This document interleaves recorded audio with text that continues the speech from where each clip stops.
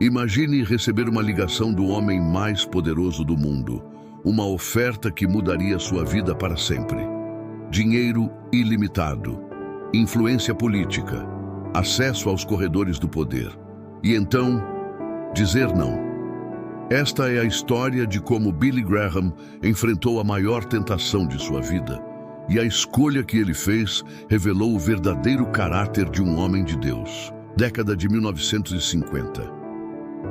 Billy Graham não era ainda o evangelista mundialmente famoso que conhecemos.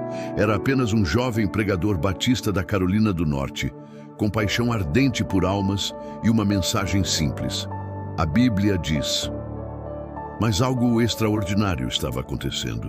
Suas cruzadas evangelísticas atraíam milhares, depois dezenas de milhares. Pessoas vinham de toda parte para ouvir aquele jovem de olhos azuis penetrantes falar sobre Jesus.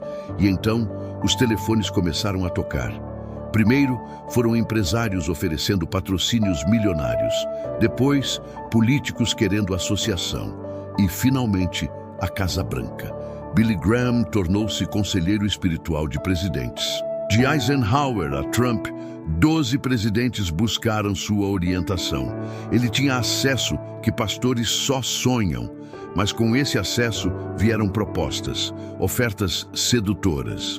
Billy, com sua influência, você poderia moldar políticas nacionais. Imagine o bem que poderia fazer com recursos ilimitados do governo. Você poderia ser mais que um pregador. Poderia ser um rei sacerdote da América. Havia um momento específico, raramente documentado, em que um grupo político poderoso ofereceu a Billy Graham algo impensável: fundos praticamente ilimitados, uma organização política própria e influência direta sobre decisões governamentais. A condição? Que ele transformasse seu ministério em plataforma política, que trocasse o púlpito pelo palanque. Billy Graham contou anos depois que passou uma noite inteira em oração.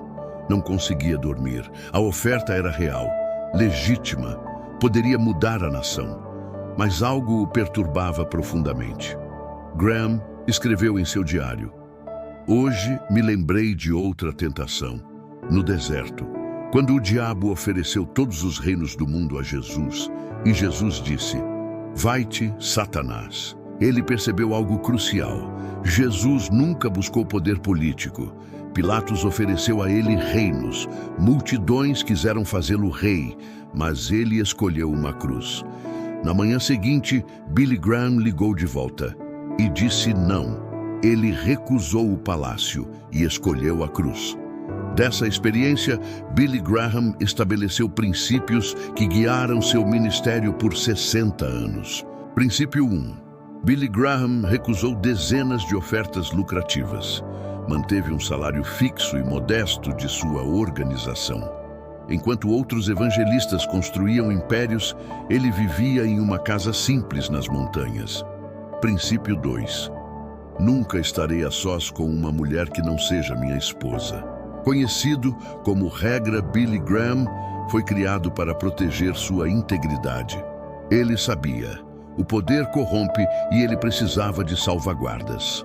Princípio 3. Pregarei para todos, sem distinção política. Graham recusou ser porta-voz de partidos. Pregou para democratas e republicanos, liberais e conservadores.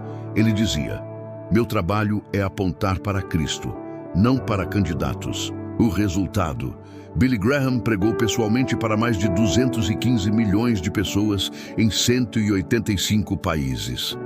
Mais pessoas que qualquer outro pregador na história. Quando Billy Graham morreu em 2018, aos 99 anos, deixou um legado cristalino. Sem escândalos financeiros, sem escândalos morais, sem manchas políticas. Ele poderia ter construído um império, poderia ter ficado bilionário, poderia ter controlado presidentes, mas ele entendeu algo que muitos líderes cristãos esquecem. O poder de Jesus não veio de palácios, mas de uma cruz, não de coroas de ouro, mas de espinhos, não de tronos, mas de um túmulo vazio. Hoje vivemos numa era onde líderes cristãos frequentemente buscam influência política, riqueza e poder. Mas a história de Billy Graham nos lembra: o verdadeiro poder do Evangelho não está nos palácios que construímos, mas nas cruzes que carregamos. Não está nos reinos que conquistamos, mas nas almas que alcançamos. Não está em quem conhecemos, mas em quem servimos. Billy Graham recusou o palácio e mudou o mundo.